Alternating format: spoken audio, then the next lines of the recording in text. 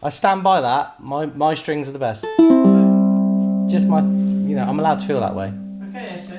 Hi, I'm Alex from Southern Ukulele Store, and today we're going to try and cover as many bases as we can. We had a delivery yesterday of 4 Kanile'a OHA Series Super Tenors. These will be the last of the Super Tenors to have the K logo on the headstock. If you don't know what I mean, Kanile'a launched these about a year ago, and they've been very, very popular, but the future series of these will have an OHA logo on the top instead to differentiate it from the Hawaiian counterpart. I think there's been some confusion about what a Kanile'a is, and they are evolving the series and making some changes to make it more distinctive, that these are the Chinese-made versions of a Kanile'a ukulele. We'll talk about this uke again in a second now. We are going to do something exciting today that we've not done for a really long time. I have 4 of them. So what we've done is we've taken the 4 popular low G tenor ukulele sets, and we are going to compare them and do an ABCD comparison. Those 4 sets, you've got the Guadalupe strings that we featured for the first time earlier this week at the time of filming. We've got the Ukologic pink fluorocarbon strings with a wound low G. We'll talk about them a little bit in a sec. We've got Worth BTLGs, the most popular ukulele set for so many reasons, just a bit unique in the market.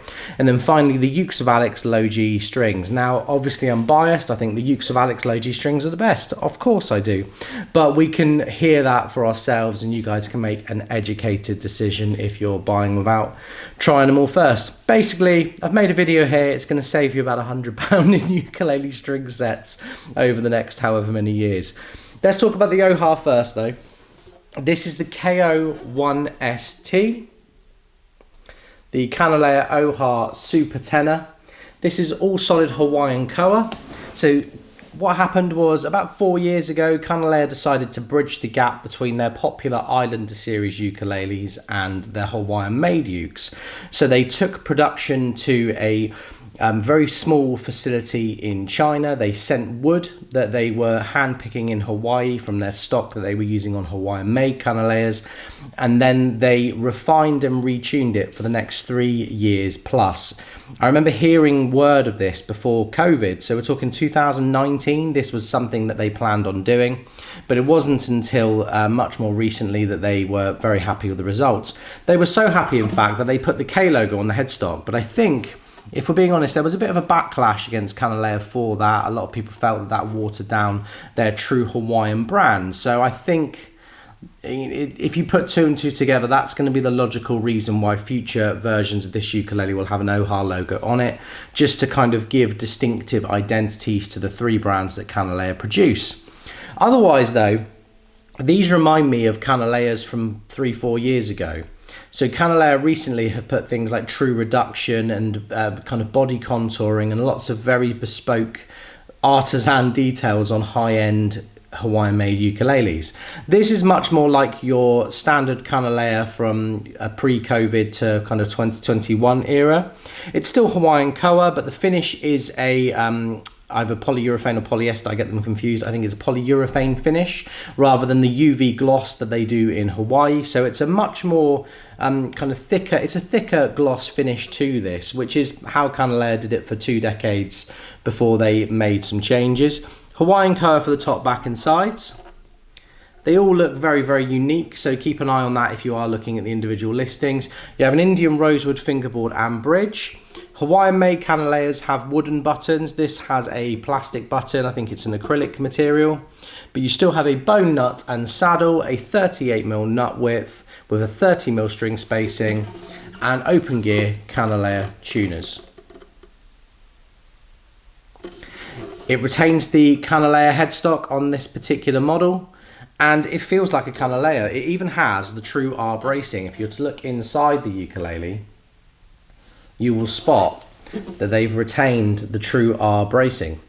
We've all seen this kind of thing before. This is a Kanile'a in DNA, and it retains about 70% of what you would expect from a Hawaiian koa Kanile'a ukulele made in Kaneohe Bay. The DNA of a Kanile'a is there, but it's made in the Far East to keep costs down and bridge the gap so that people that cannot afford Hawaiian-made Kanile'a, or perhaps they want a more affordable option, can go for this. And I think the super tenor was always the best one in the range anyway. That's why I've taken the last 4 that were available to me from Kanile'a to do this experiment. So let's talk about the strings now. So you have 4 types of strings there. You've got Guadalupe, which is silk. You have Ukulele, which is fluorocarbon with a polished brass flat wound low G. Then you've got Worth BTLGs, which is a Japanese-made brown fluorocarbon with an unwound low G.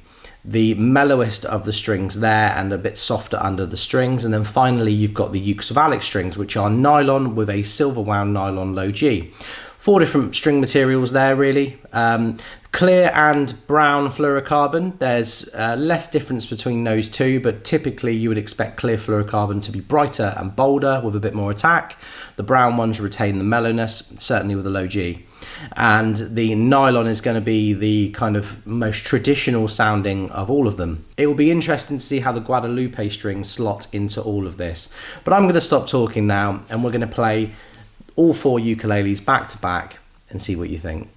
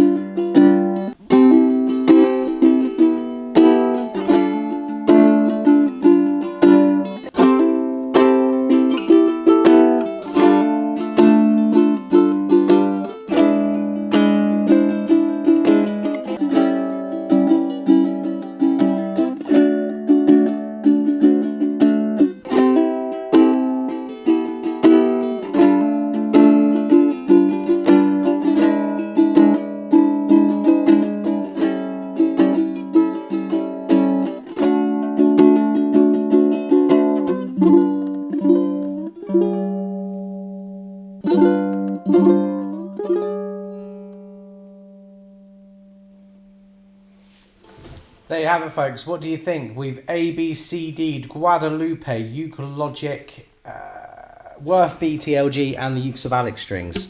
Let us know in the comments section.